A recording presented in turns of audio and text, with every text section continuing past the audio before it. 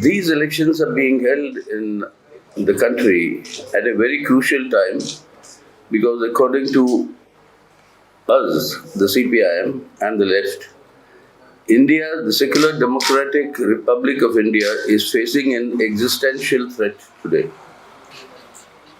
The outcome of these elections will determine whether we'll continue to remain a secular democratic country based on the Indian Constitution and on values of democracy and guarantees to people's civil liberties.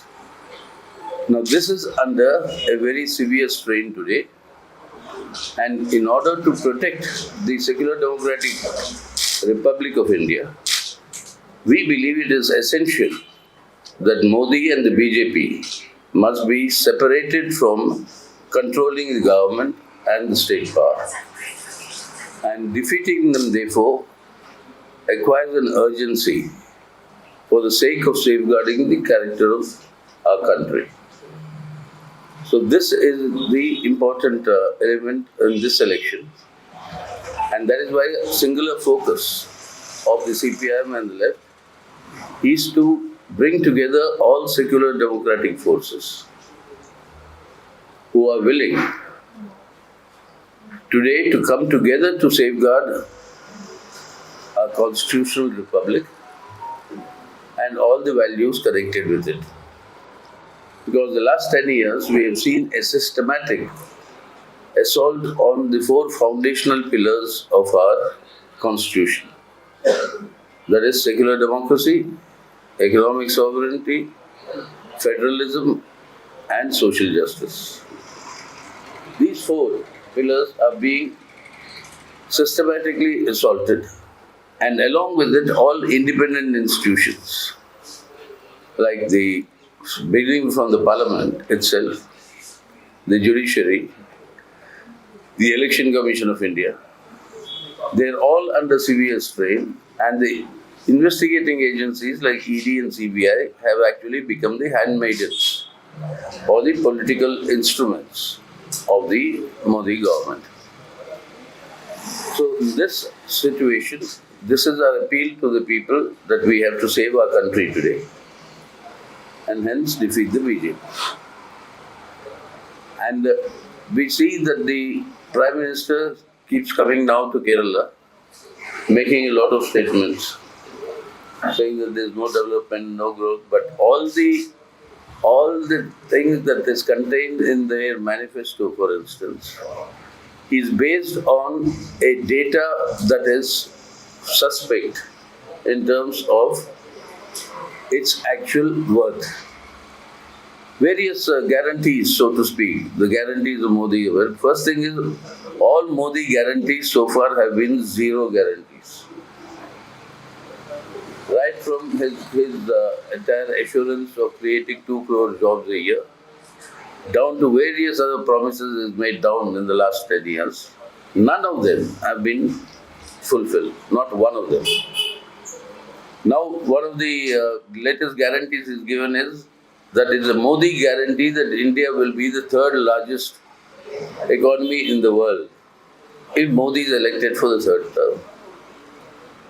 The fact that India will become the third largest GDP in the world in 2027 is a statistical fact that is established. Whoever is the Prime Minister, that it is bound to happen because that is the manner in which the growth rates are moving in the not top 5 countries, but from the 3rd, 4th and the 5th countries. India will overtake France and Japan to reach the 3rd spot in terms of its just GDP growth statistically. So it doesn't require Modi to reach that point in 2027. It will happen irrespective of anybody being there. So that is not a fact that it is going to be their achievement. But the fact remains that we are 142 at the global ranking in terms of per capita GDP index, per capita GDP index, India ranks at 142 out of our 80 countries. And among the G20 countries, we have the lowest GDP, per capita GDP. We have the lowest human development indices record among the G20, which we boasted as the leader. So the truth of the matter is entirely different. Now he made an atrocious comment in an interview day before yesterday, saying that electoral bonds actually gave us the transparency. Now we know who gave to whom. The point is not who gave to whom, that we all know. Even without the Supreme Court judgment, that was known. The point is that how was this money collected?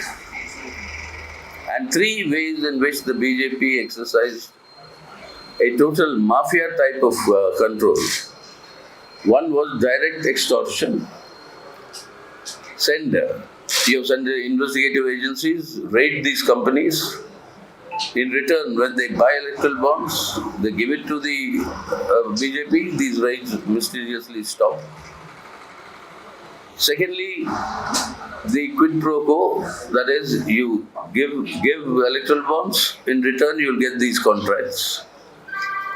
You'll get these various contracts, various deals that will be made. So that is the way in which this bargaining has been done, and there's this sweetheart deals given to people who actually contribute through the electoral bonds. And thirdly, very dangerous thing is money laundering. And this money laundering, there are so many firms that have now clearly, it's been established, they have given multiple times the profits they have made as electoral bonds they have brought and they have donated to the BJP. Where did this money come from? Even loss-making companies have bought electoral bonds. Where did they get this money from to buy these electoral bonds? And this is dangerous in the sense, is it foreign money? Is it money related to the international drug trade? In which case it has very serious consequences. But none of these aspects are being inquired into. Why is the ED not applying the CPI-ML to such cases of money laundering that are so obvious in the electoral bonds case? But ED has been busy targeting opposition leaders. Two of the CMs are in jail.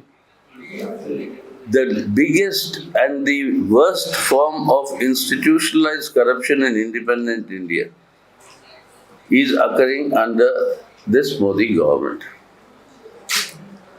So this loot of India is taking place simultaneously from the destruction of the secular democratic character of our country. That's why the CPM has demanded that the Supreme Court, we shall move it. Also, the Supreme Court must, under its supervision, organize a thorough inquiry into all these three aspects: extortion, quid pro quo, as well as money laundering.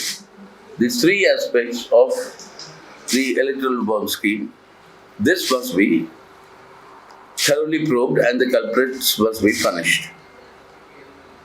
So having said this, that's why we think today it is important that the left will have to be strengthened in the parliament in its terms of its presence.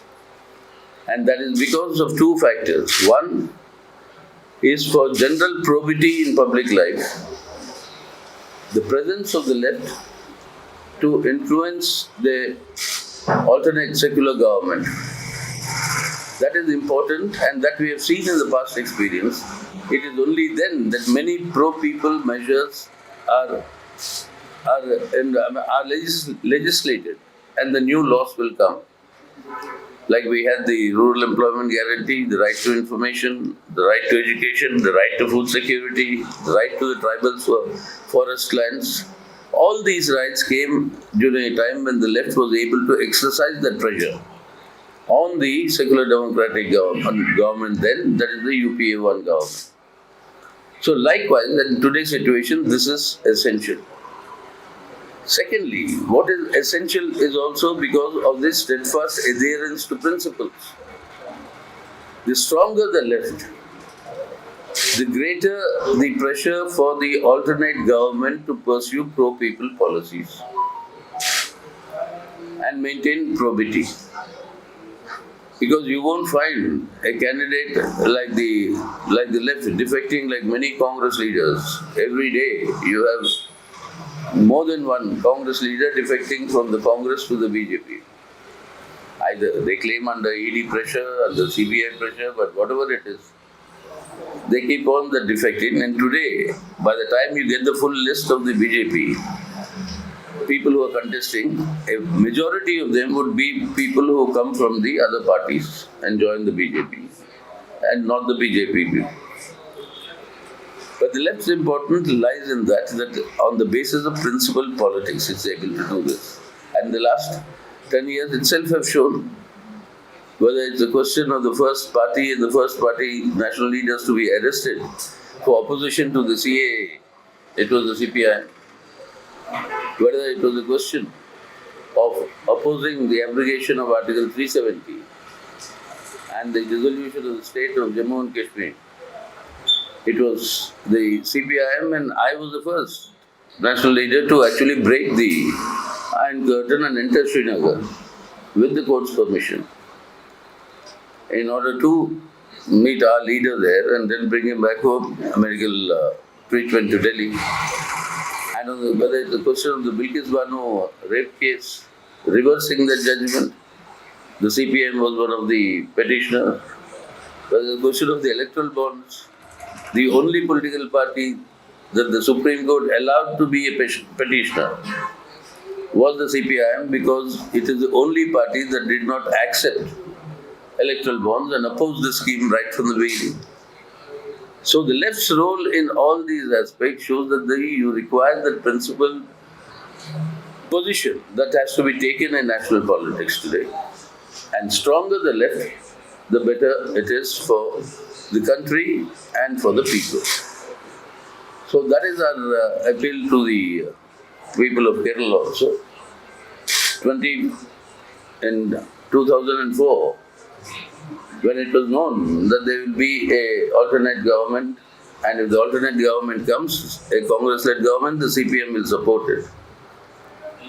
In spite of that, the people of Kerala gave the LDF 18 out of the 20 seats. Why? Because of the same point, the stronger the left, the greater will be the pressure for that government to work in people's interests and country's interests. That situation has come today in a readable manner. So that is why our appeal is that in today's situation, elect the left, and that is important for the sake of overall to safeguard the secular democratic Republic of India.